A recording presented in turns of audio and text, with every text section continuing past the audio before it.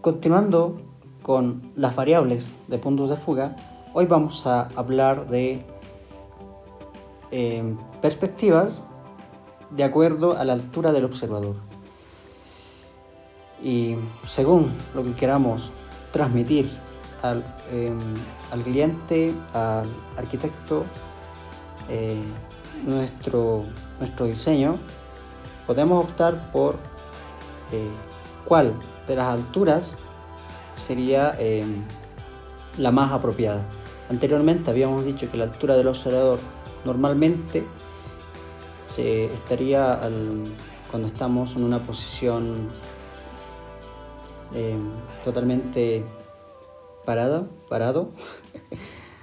o sea, a 1,60, 1,80, ¿ya? Generalmente se usa 1,60. Según cómo mostremos o cómo dispongamos la altura de la línea del horizonte, va a influir mucho en lo que queremos representar. En este caso, tenemos la altura del observador a 1,10. Si fijamos aquí en los esquemas que tenemos, vemos que la altura del observador más o menos está por esta zona. Entonces, el plano geometral estaría casi juntas, ¿verdad? Aquí 10 centímetros.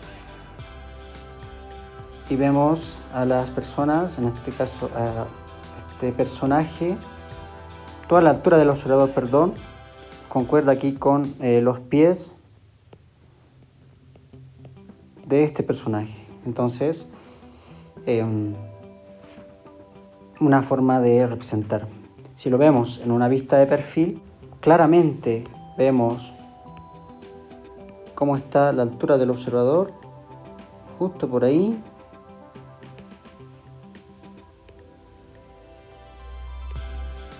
Y lo que hemos dicho, ¿no? El campo focal de 30-30,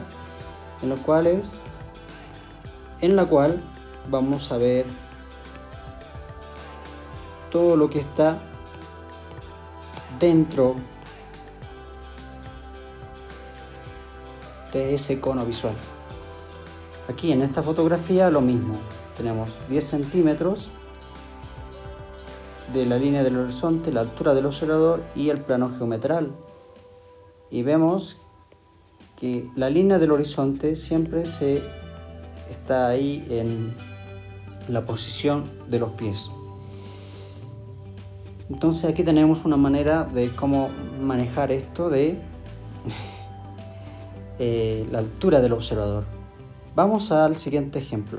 Estamos en una posición, se podría decir, sentados o a 50 centímetros,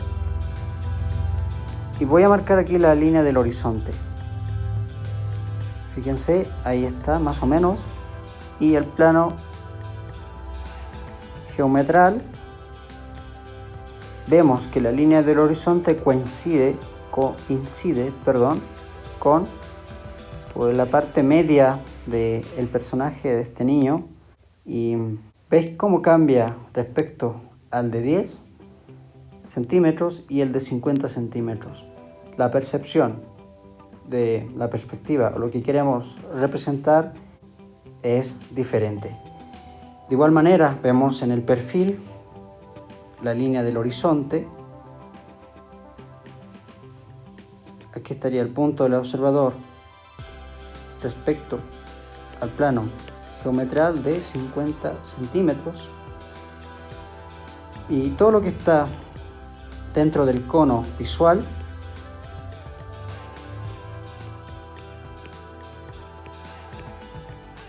es donde tenemos una mejor y nítida visión. Lo mismo en la fotografía de al lado. La línea del horizonte coincide con las rodillas de los personajes. Entonces el plano geometral estaría por este lado más o menos. Estaría por debajo, y es como se ve visualmente todo el espacio, el objeto y los personajes. Pasamos rápidamente por la altura del observador a 1,70. Esta es la más conocida. También se dice perspectiva peatonal porque estamos parados y estamos en una posición como si estuviéramos caminando, y por eso es que lo llaman perspectiva peatonal. Entonces, la línea del horizonte está a 1,70 y eso va a depender, como he dicho anteriormente, de la altura que tenga el observador. 1,80, 1,65. Entonces, vemos que la altura de la línea del horizonte coincide con la cabeza de este personaje y de los que están posterior, ¿verdad? Muy bien. También tenemos perspectivas a 3 metros. Entonces es como que estuviéramos en un segundo piso y vemos hacia abajo. Ya en este tipo de perspectivas también es conocida como perspectiva vista de halcón. Es como que estuviéramos viendo desde arriba hacia abajo. En la perspectiva de 10 centímetros, esta también se la conoce como perspectiva vista de hormiga, porque es como estuviéramos viendo, como si fuéramos una hormiga y estamos viendo hacia arriba, ¿no? Todos gigantes y eso, ¿verdad?